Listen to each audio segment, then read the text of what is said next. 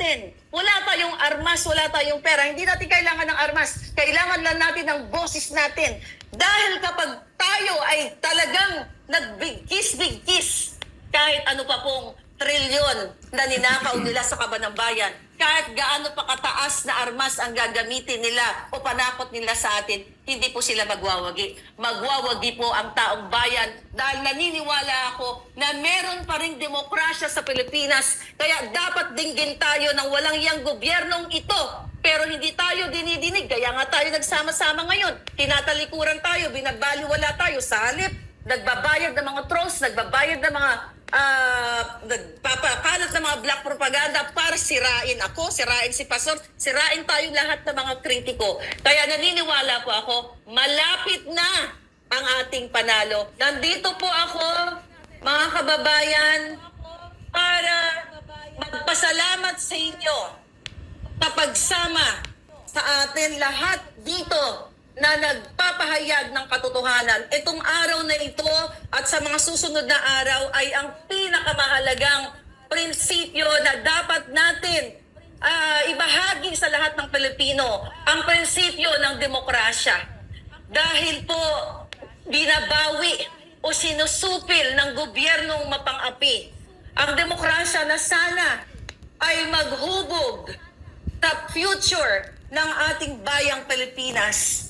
Ang magiging batayan ng pag-unlad at pagkapantay-pantay, kalayaan at hustisya sa ating bayan na binabawi po lahat sa atin ito. Sa panggigipit, hindi lang po kay Pastor Quiboloy, kundi isa po ako sa unang ginipit ng gobyernong ito na sinuportahan ko simula noong 2015 hanggang po sila ay manalo.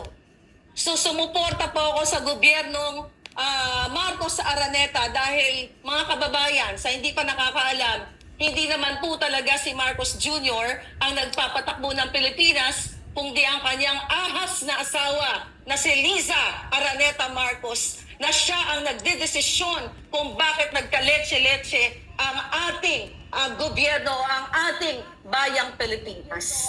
Tinulungan ko po sila nang walang kapalit na anong halaga dahil naniniwala po ako noon na siya ay dinaya at ang kanyang intensyon ay para talaga sa pagbangon ng Pilipinas. Pero after po ng 2022 election, yung kanya pong laban tungkol dyan na siya daw ay nadaya ay nakalimutan na kasi lingid pala sa kaalaman ng milyon-milyong Pilipino ay nakipagsabwatan ang Marcos at lalo na ang kanyang asawa na si Liza diyan sa Smart Magic. Natakel na po yan ni Atty. Glenn Chong. But anyway, ang gusto ko lang po sabihin sa lahat ng nakikinig ngayon sa buong mundo na huwag po tayong matakot. Alam ko, lahat po tayo ginigipit. Lahat ng mga kritiko, lahat ng mga nagpapahayag ng opinyon dahil po tayo ay sukang-suka na sa gobyernong ito na pinangakuan tayong ibangon. Pero ang bumangon po sila lang. Napanood yun naman siguro ang pagbati ng First Lady Ahas sa General Manager ng PCSO na si Mel Robles. Binati po yan noong January 20, nung kanyang kaarawan. Ang sinabi ko ng First Lady dyan na milyon-milyon viewers na po. Ngayon yan, ang sinabi ng First Lady sa General Manager niyang operator ng black propaganda na si Mel Robles, sama-sama tayong babangon muli para maging milyonaryo. So doon po nakita ninyo na hindi natin sila kasama para sa pagbangon ng Pilipinas, kundi sila ay sama-sama para sa pagbangon o pagpayaman nila. At hindi lang po yan. Sa mga nakakapanood po ng aking vlog everyday, ang gobyernong ito ay kasabwat ng mga masasamang elemento katulad na lamang po ng smuggling. Paulit-ulit ko pong sinasabi sa taong bayan at dito ngayon sa harap ninyo sa libo-libo at milyong taong nakikinig all over the world na si Liza Marcos at si Bongbong Marcos ay kasabwat ng smuggler na si Michael Ma. Bakit ko po sinasabi yan mga kababayan? Dahil mismo ang taong yan ay pinangalanan sa Congress at pinatawag yan para dinggin dahil nasasangkot sa milyon o billion smuggling, pero hindi po yan ginigisa sa Kongreso o sa Senado. Sa halip, mga kababayan, siya ay itinalaga pang special envoy to China, lingid sa kaalaman ng lahat ng Pilipino. So akalain nyo mga kababayan na may presidente kayo, may first lady kayo, nakasabwat ang mga smugglers?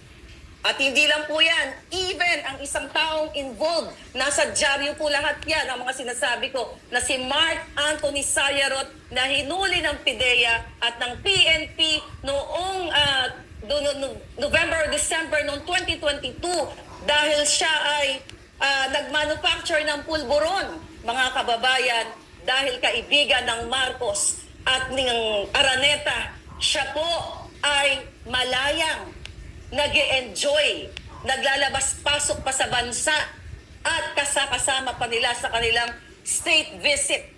Yun po ay nahulihan ng pulburon na nagmamanufacture dyan sa Ayala, Alabang. Pero sa halip na ikulong at pahiyain dyan sa Senado katulad ng ginagawa kay Pastor Quiboloy, binigyan pa po ng proteksyon ng buwaka ng inang gobyernong ito na Marcos Jr.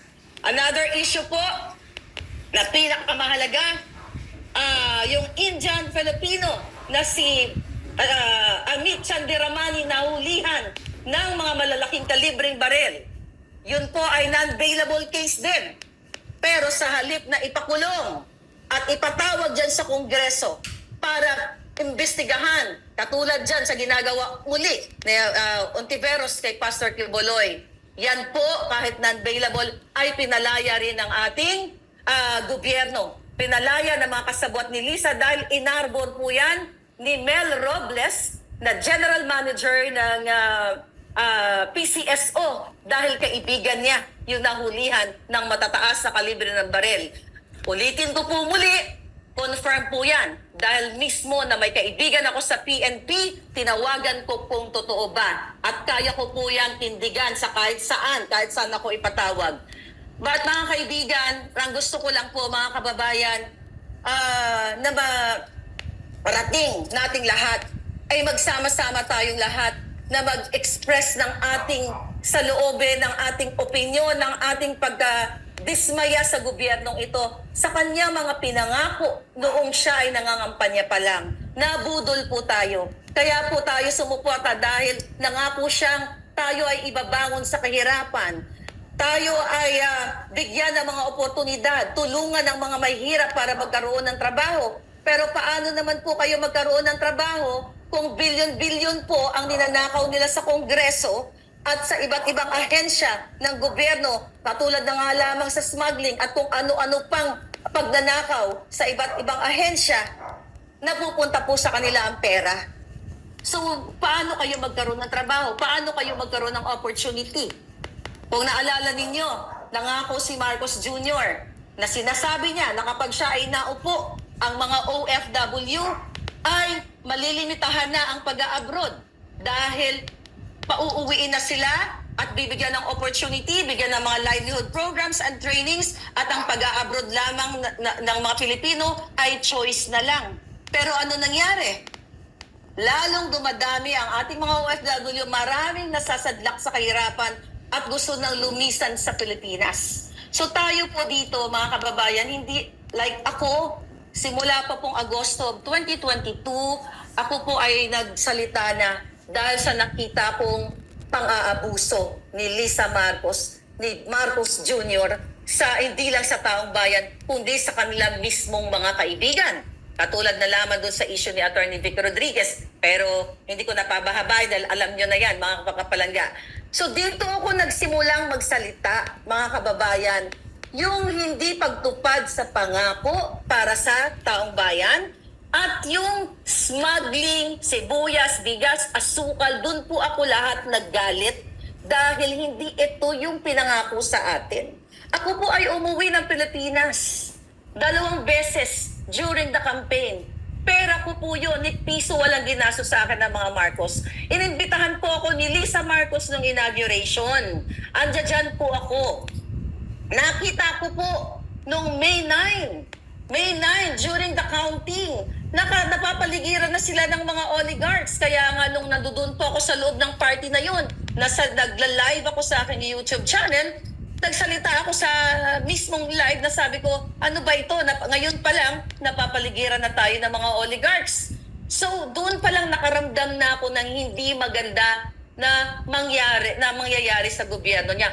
Pero dahil po ako ay diehard at loyal supporter ng mga Marcos, ayoko pa po magsalita nun dahil nakakahiya naman sa mga dilawan. 'Di ba? Baka sabihin nila, o ayan, yan ang napala ninyo. So nag-hold po ako for since June, July, and yung August, medyo hindi pa rin ako nagsasalita. Medyo blind item muna. Hanggang sa dumating na nga po itong January of 2023, talagang inilabas ko na ang nararamdaman ko at hindi lang nararamdaman ko, nakikita kong pang-aabuso sa kaban ng bayan at pang-aabuso sa ating lahat.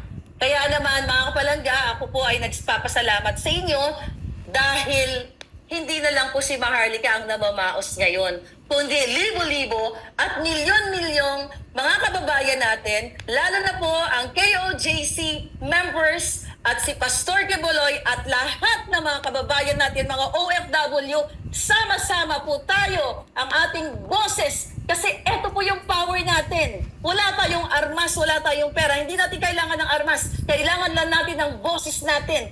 Dahil kapag tayo ay talagang nagbigkis-bigkis, kahit ano pa pong trilyon na ninakaw nila sa kaban ng bayan, kahit gaano pa kataas na armas ang gagamitin nila o panakot nila sa atin, hindi po sila magwawagi. Magwawagi po ang taong bayan dahil naniniwala ako na meron pa rin demokrasya sa Pilipinas. Kaya dapat dinggin tayo ng walang yang gobyernong ito.